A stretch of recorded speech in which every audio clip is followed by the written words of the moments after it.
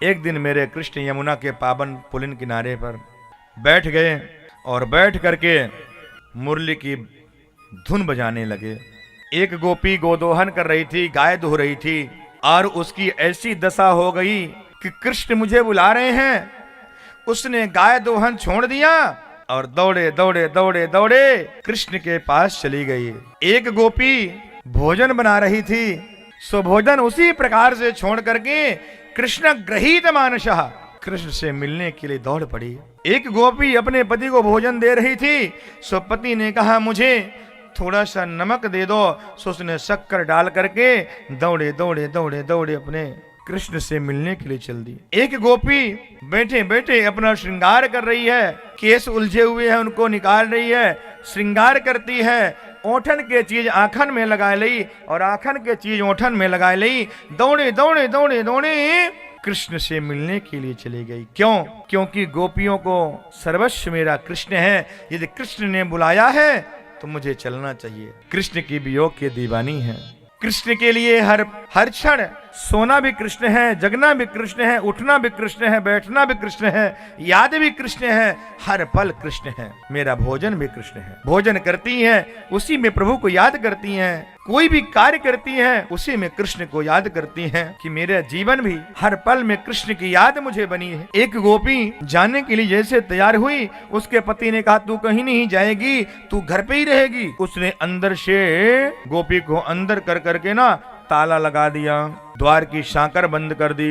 गोपी अंदर फटफटा रही है, फटफटाते फटफटाते उसने कहा कि तू तो शरीर से प्यार करता है ना, ले तुझे मेरा तो शरीर चाहिए ना। उसने अपने शरीर का परित्याग कर दिया और आत्मा से कृष्ण के पास पहुंच गई। बोले तू शरीर से प्रेम करता है, शरीर को रख, जो करना है सो कर महाराज, लेकिन मेरे आत्मा का पति तो मेरा कृष्ण है। यदि मुझे बुलाया है तो मैं तो जाऊंगी, उसके बिना मेरा जीवन नहीं है। महाराज सारी गोपियां गईं, एकत्रित हो गईं।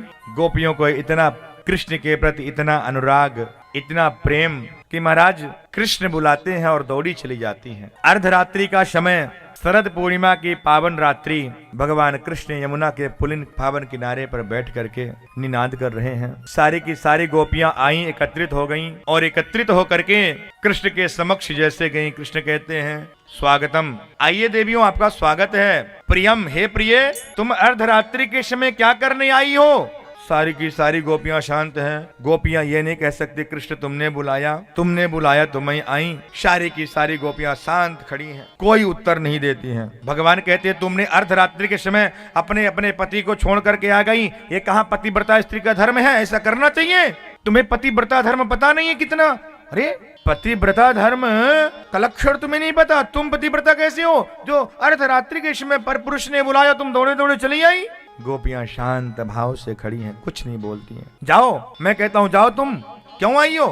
गोपियां कोई उत्तर नहीं देती है। कहती हैं कृष्ण, मानो पहले तुम अपनी ओर बुलाते हो, फिर जीव की परीक्षा लेते हो, कहीं इसमें सांसारिक आसक्ति तो नहीं है? कहीं इसमें संसार का मोह तो नहीं है? भगवान कहते हैं सुनो, मैं तुम्हें पतिव्रता स्त्री का लक्षण बताता हूँ, कैसी होती हैं। बोले सुनो, एक पति घूमने गया, आया थका हुआ था, नित्य पूजा पाठ कर करके गांव में कहीं घूमने चला गया और लौट करके आया, किसी कार्य किया होगा, थक गया। थक जाने के बाद अपने घर में आकर के पत्नी एक जगह बैठी हुई है और जब पत्नी बैठी है उसी समय पति आया, पत्नी के गोद में सर रख करके सो गया। उसको निद्रा आ गई और जब निद्रा आ गई इतने में उसका 1.5 वर्ष का बालक खेल रहा था।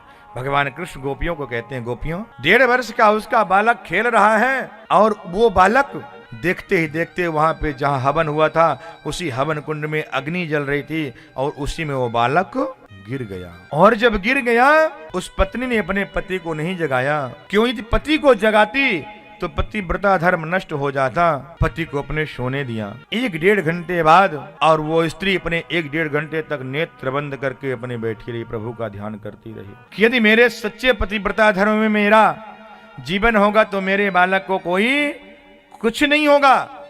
1-1.5 घंटे बाद जैसे पति की निद्रा खुली, पत्नी उठी और अपने बालक के पास गई। वो बालक उस हवन कुंड में इतनी जोर से अग्नि जल रही थी, उसमें महाराज वो बालक खेल रहा है, एक भी उसको खरोच तक नहीं आई। और देवियां एक तुम हो कि मैंने बुलाया तुम दौड़ी चली आई, तुम जाओ, मैं कहता हूं तुम जाओ। एक गोपी कहती है प्रभु आपने बोल लिया, अब मेरी भी सुनोगे? बोले हाँ सुनाओ। गोपियां कहती हैं प्रभु मान लो किसी का पति परदेश गया है तो पत्नी का धर्म क्या है? बोले पत्नी का धर्म है पति के फोटो की पूजा करे। ठीक है, किसी का पति परदेश जा रहा है और पत्नी बोली मैं आपके बिना कैसे रहूंगी, तो पति ने अपनी फोटो ला करके पत्नी को दिया कि देवी इसकी तुम पूजा करना, इसी को देख करके, और जब से गया तब से गेट बंद कर लिया, अपना द्वार नहीं खोल रही है। अब 6 महीने बाद, साल भर बाद पति आता है और पत्नी जो है पूजा कर रही है फोटो की, और पति द्वार में गेट बजा रहा है, प्रिय खोलो। अब पत्नी का धर्म क्या है कि दरवाजा खोले, कि पति की पूजा छोड़े, कि द्वार पे पति आया है तो उसकी सेवा करे, कि फोटो की सेवा करे। अब प्रभु आप ही बताइए। भगवान कृष्ण कहते हैं देवियों अगर सच्चा पति आ गया है तो फोटो की पूजा क्या करनी है? फिर तो पति को दरवाजा खोलो, पति की सेवा करो, चरण धुलो, उसकी आरती उतारो। तो प्रभु आप ही बताओ इस आत्मा का पति कौन है? बोले परमात्मा। तो बोले जब सच्चा पति मिल गया तो आपने फोटो दिया तो मैं फोटो को छोड़ करके चली आई। जो मेरी आत्मा का पति मिल गया तो मुझे क्या जरूरत है? अब जितनी भी जीव आत्माएं हैं सब परमात्मा की पत्नी है। आत्मा होती है और परमात्मा होता है। तो जितनी भी जीव आत्माएं हैं सब स्त्रीवाचक हैं, उस सब परमात्मा की पत्नी है, उस ठाकुर की पत्नी है। ये पति तो फोटो मात्र है। भगवान कृष्ण समझ गए गोपियों के मन में बड़ा भाव है।